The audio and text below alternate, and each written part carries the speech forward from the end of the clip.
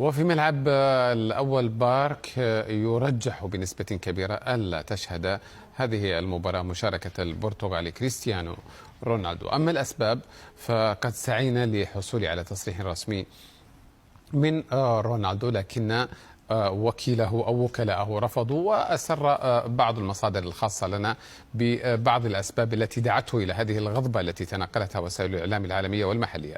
قال بأنه أن النصر وعد بتدعيم صفوفه بسعود عبد الحميد في الشتاء، ثم وقفت الصفقة لأن الهلال يرى أنه الأحق بسعود إذا عاد للدوري السعودي لأنه لاعبه السابق. قال يرى بأن تنافس الفرق التي تتنافس على الدوري هي الهلال والنصر والأهلي، ورغم هذا بحسب المصدر دعم الهلال في منتصف الدوري في الشتاء بلاعب سوبر، ولم يدعم النصر والأهلي، وهذا يخل في وجهة نظره بالمنافسة وعدالة الفرص.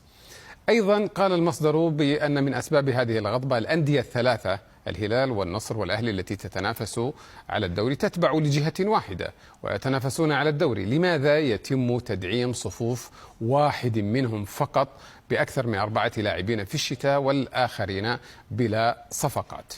ثم أيضا يقول تم منع المدير الرياضي والرئيس التنفيذي في النصر من ممارسة صلاحياتهما وتعليق توقيعهما بعد مضي 10 جولات فقط من الدوري وهو في الصدارة. لماذا لم يوقف بحسب الحديث المصدر للعربية عند توقيع الصفقات؟ لماذا لم يوقف عند توقيع الصفقات في الصيف إذا كانوا قد تجاوزوا الحد المالي المسموح به، وهو ما قالته مجلس إدارة الذي يدير أمور نادي النصر؟